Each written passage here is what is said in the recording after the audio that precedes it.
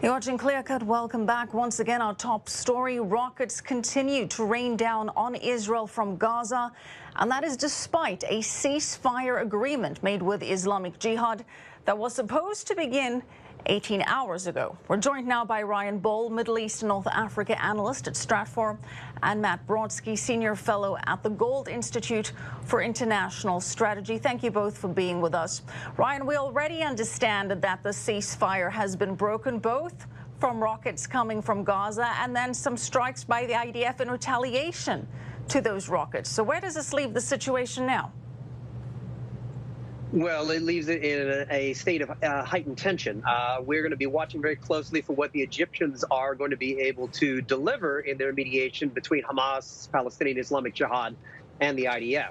And clearly, their first round of negotiations didn't go so well to be able to hold a firm ceasefire. So at the moment, all eyes are back on the Egyptian mediators to see what they might be able to deliver going forward. Obviously, the major factions, including Hamas and Palestinian Islamic Jihad and the IDF, don't have a strong incentive to see a wide-scale operation at this moment.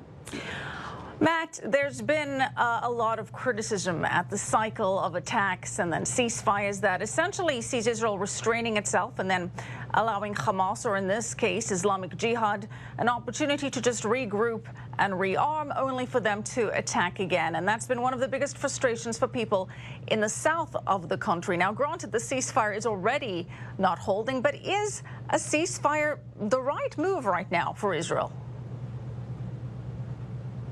That's always the tough balancing act that any prime minister has to play. And obviously, we've had Netanyahu for so many years has always made the following calculation. He's decided that Israel needs to be paying attention to the threat posed by Iran that is more further to the east.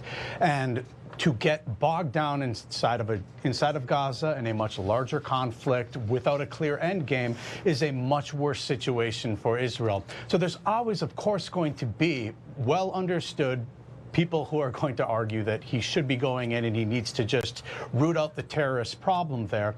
But that opens up a whole other pile of problems for him, and he is probably very wise to keep focusing on the much larger Iranian threat, including their nuclear program and what's happening in Syria and Lebanon. All right, Ryan, we do have a new Israeli Defense Minister, Naftali Bennett. He's long been promising a tougher response to Gaza. He's been advocating for those targeted assassinations. He's been advocating in general for just a more all-encompassing response to the terrorist attacks coming out of Gaza. Do you expect something different from him? It would be very hard for him to pull that off with the few days that are left in Gantz's mandate to form a government. November 20th or so is when he runs out of time, and then we start moving towards that third election scenario. So the politics of a widespread operation are pretty bad at the moment. This is definitely Netanyahu trying to signal to Lieberman, as well as to potential future voters in that perhaps third election scenario, that he will take a harder line on Gaza if they return the mandates to him in one form or another and keep him in power. All right, Matt, speaking of the political context, we know that Gantz and Netanyahu both agree that the strike was the right move. No dissension from blue and white on this one. How does this position Netanyahu now?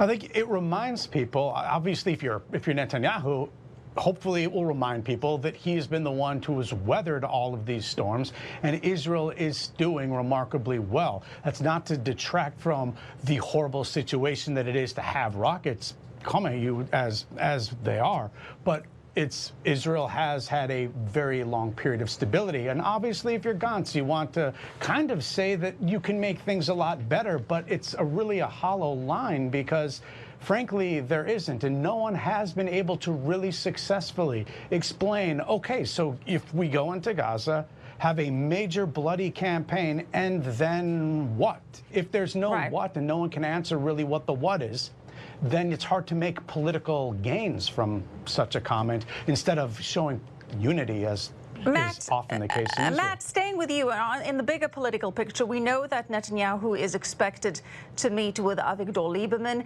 He gave a very clear message to Lieberman saying, look, stop playing games. You're not really going to sit with an Arab minority government, so why don't you just come out and say so? What do you expect from this meeting tomorrow? It's hard to tell. I mean, first of all, as you point out, Lieberman can't be in that type of coalition.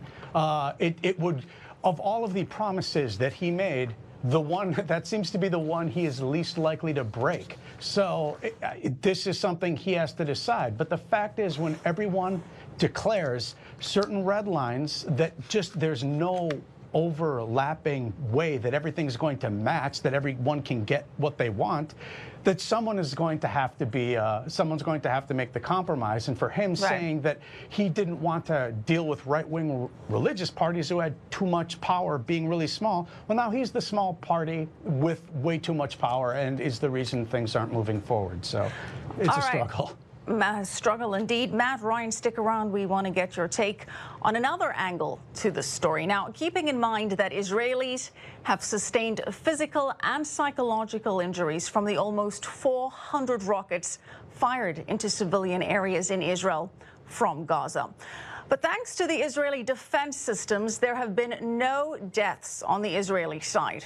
The IDF has confirmed that 90% of the rockets fired into Israel were intercepted by the Iron Dome system, saving countless lives. And remember, the fact that there were no major Israeli casualties allows Israeli politicians to enter a ceasefire without too much pressure from the Israeli public to retaliate. Thus, these defense systems allow for a de-escalation and in fact save many lives on both sides. Now, of course, the Iron Dome is the direct result of U.S. military assistance sent to Israel. Those funds are used to develop these types of life-saving defenses. 74% of U.S. funds sent to Israel must be spent on defense and weapons developed by or with U.S. defense companies. But that life-saving military assistance has recently come into question, particularly by two leading Democratic presidential candidates, Senator Bernie Sanders and Senator Elizabeth Warren. Sanders has recently proposed cutting U.S. military aid to Israel and giving it to terrorist-controlled Gaza instead. People literally cannot freely leave the area. And my solution is to say to Israel is you get $3.8 billion every single year. All right, if you want military aid, you're going to have to fundamentally change your relationship to the people of Gaza. In fact, I think it is fair to say that some of that $3.8 billion should go right now into humanitarian aid in Gaza. Now, Warren has said that U.S. aid to Israel is on the table and that she should and would consider attaching conditions to it. Question about Israel. Will you make American aid conditional on a freeze to settlement building? Right now, Netanyahu says that he is going to take Israel in a direction of increasing settlements. That does not move us toward a two-state solution. It is the official policy of the United States of America to support a two-state solution. And if Israel is moving in the opposite direction, then everything is on the table. But despite those potential policy threats from Warren and Sanders, neither one of them have weighed in on this recent flare-up. No words condemning Islamic Jihad firing rockets from civilian areas targeting Israeli civilians. No words on Twitter on this recent escalation at all. But several of the other Democratic candidates in the field have vocalized their support for Israel, including former Vice President Joe Biden, South Bend Mayor Pete Buttigieg, and Governor Steve Bullock. Biden tweeted this on Monday. Israel has a right to defend itself against terrorist threats. It is intolerable that Israeli civilians live their lives under the constant fear of rocket attacks. That's why our administration was such a strong supporter of Israel's life-saving Iron Dome. Buttigieg also echoing that sentiment, tweeting, "I strongly condemn the rocket attacks on the citizens of southern and central Israel. Israel has a right to defend itself against acts of terror that set back any progress towards peace and will only serve to inflame the humanitarian situation in Gaza." And Governor Bullock, well, he hasn't been able to stand out from the crowd and make it to the debate stage, but he took a strong stand on the issue, tweeting, "I stand with Israel as terrorists backed by Iran fire rockets targeting innocent civilians. I support Israel's right to defend itself from these heinous and cowardly attacks. Now, while they are not Democratic presidential candidates, the two Democratic congresswomen who are usually very vocal about anything related to Israel and very quick to criticize the Israeli government have been conspicuously silent. So far, not a tweet from Congresswoman Ilhan Omar nor from Rashida Tlaib about these rocket attacks. Not a word condemning Islamic Jihad for the double war crime of firing hundreds of rockets at civilians while sheltering amongst civilians. Their silence in the Twitterverse is deafening. Let's bring back Ryan Bohl and Matt Brodsky. Matt, are you surprised we haven't heard from Sanders, Warren, Omar, and Tlaib on this? Well, Sanders, look, it'd be one thing if you could say that this is just trying to gin up support from the far left base for him. But this is a long track record that Bernie Sanders has. It's frankly disgusting since he's Jewish, obviously, and it's beyond the pale. Nothing really just focuses the mind on how scary the country would be when you follow the direction of someone who basically says the problem is that Israel has too much power. Like the solution to things is to have the power, the country or place or person that is correct, just take away his power and make it an even fight. That makes sense to no one except apparently the loons he's trying to appeal to. As for Ilhan Omar, we had Erdogan in town. We know where she gets her talking points from, and they tend to be from two specific Middle Eastern countries with very avid media followings. And frankly, I don't think a lot of people wanted to rock the boat right now when Erdogan was here trying to get something very specific from President Trump. Ryan, help us understand exactly how crucial these missile defense systems have been to Israel, keeping in mind, again, the IDF saying 90% of the rockets have successfully been intercepted. Well, the Iron Dome system is definitely part of Israel's effective deterrence system that is keeping, as you've noted, the casualties down, the violence down, giving Israel more of an option towards how it decides to retaliate, how far it goes in doing so.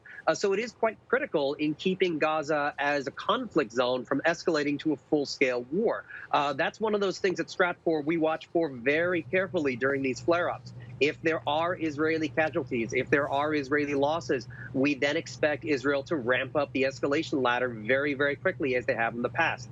Iron Dome is one of those systems that allows them to avoid having to climb that escalation ladder. Ryan, do you expect there to really be a significant change to foreign aid policy or military assistance policy from the U.S. to Israel?